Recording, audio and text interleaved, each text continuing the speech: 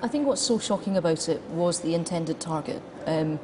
Acts of terror are designed to strike fear into people and to leave people feeling vulnerable, but to actively go after teenage, even younger than teenage girls that are on a night out, possibly having the first time they've been to a big gig in their life, and that sense of hope and expectation, to have that so cruelly ripped apart, it's just unconscionable. It seems almost inhuman. And do you think that was a deliberate attempt then to attack teenage girls?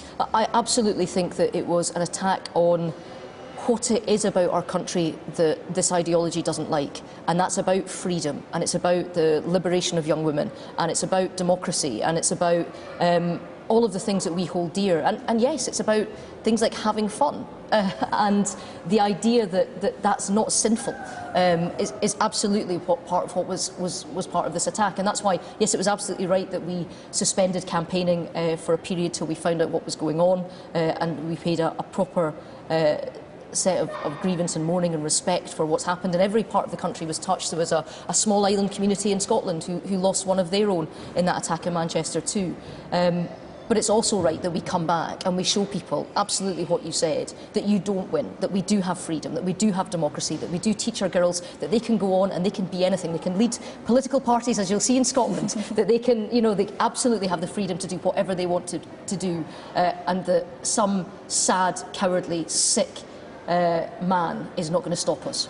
Some of the inquisition, if you like, has begun already. Jeremy Corbyn gave a speech saying that UK foreign policy in places like Libya and Iraq was at least partly into this picture of what happened. I mean, you're someone who marched against the Iraq war. Do you think that UK foreign policy has made this sort of attack more likely?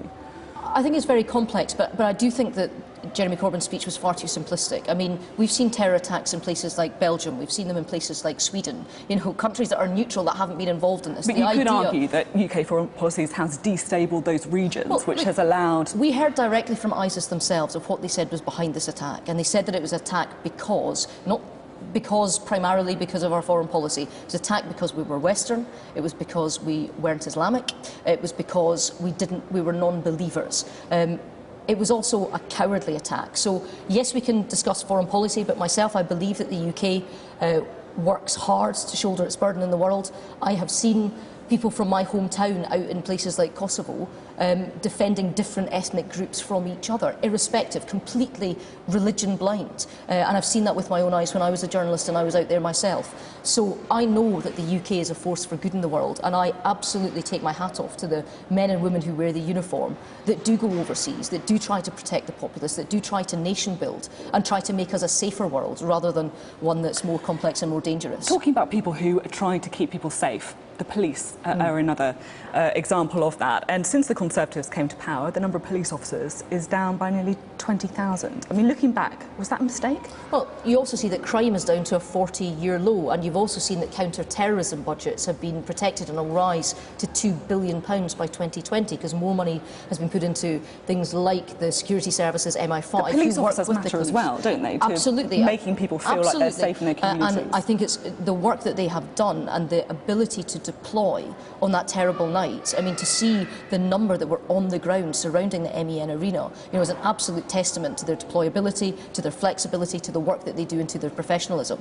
But yes, there has been a reprofiling of the police service in England and Wales. We've seen during that reprofiling crime fall to a 40-year low, and we've seen counter-terrorism budgets protected. But at the same time, if you look at Manchester, for example, the police force there has seen cuts of 20%. I mean, you're asking these people to keep us safe, and yet you're basically tying their hands behind their back. Well, we're investing in intelligence, we're investing in close cooperation across agencies.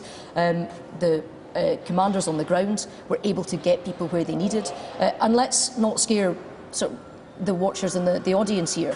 The amount of terrorist attacks that have been foiled due to close cooperation, yes, with police, but also through our intelligence agencies, and the ability of these professionals to keep us safe, I think we should recognise.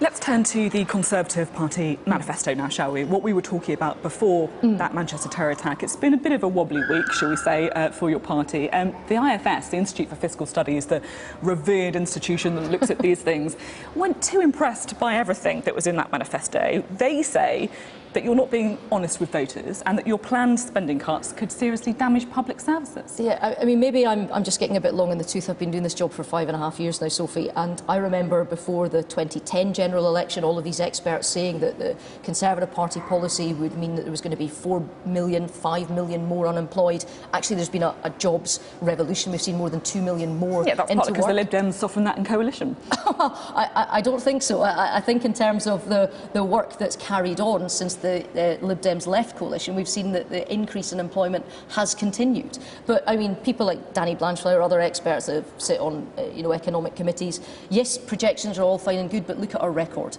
We've got more people into work, we've got more people out of poverty, we've cut pensioner poverty, we've increased pensions across the piece, we've kept our country safe. The manifesto is about your plans, though, not your record, isn't it? That's what people are looking at. Well, no, absolutely. But I think that you can't say that when people go to the polls, they don't look at the record of the incumbent government. And I think if you look at the Conservative Party's record, we've taken a broken welfare system and we've made work pay. We've taken high levels of unemployment, and during even a financial crisis, we've got record numbers of people into work, record numbers of women into work, and we want to carry on that work.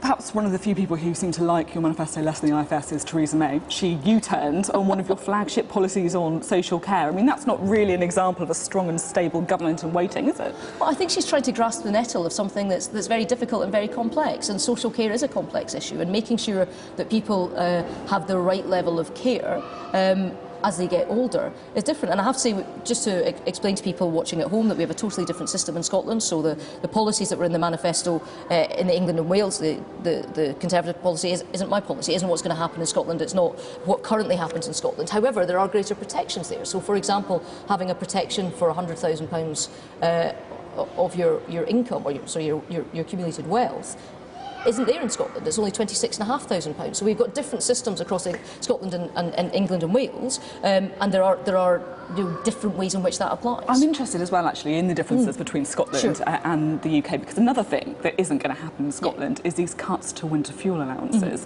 which seems to have your fingerprints all over it. I mean, if you think Theresa May is doing something wrong, do you just tell her? Do you have that relationship?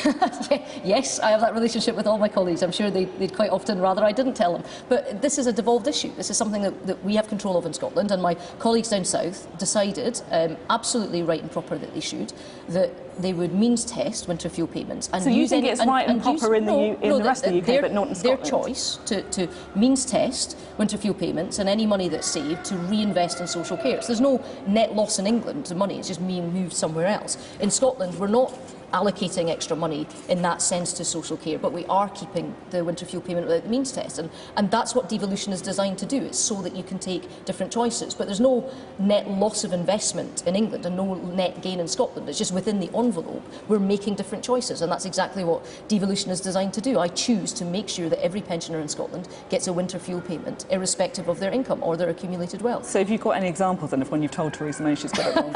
Absolutely, but I'm not telling you, I'm telling you. That's exactly what conversations in number 10 are about. OK.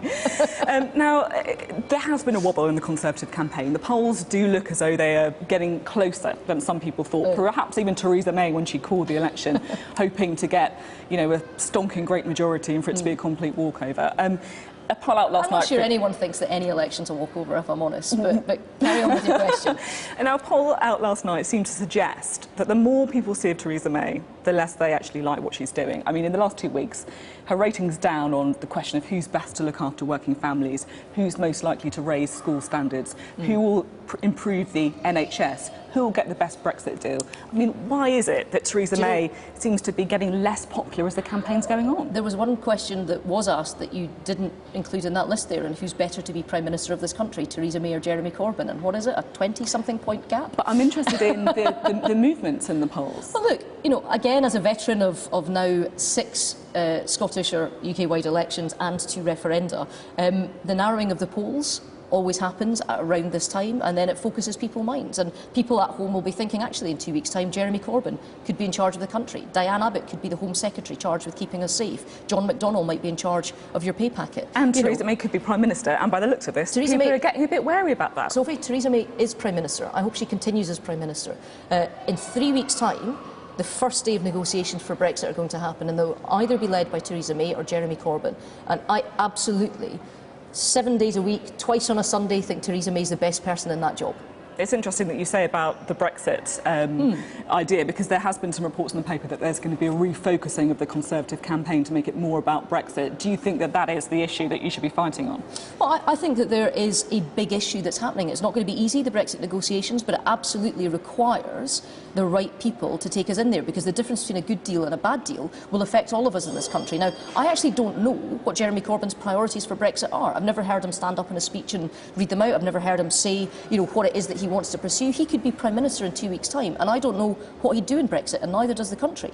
In Scotland, it's almost a wholly different election, because the big issue here, yes, of course, getting the right Brexit deal is part of it, but in terms of unions and leaving them, the big issue up here is the fact that the SNP want to rip Scotland out of the UK altogether. And if you're talking about Brexit, having bits of the UK and nations within the UK fighting against each other is not going to help us get that good deal. OK, Ruth Davidson, thank you very much for your time today.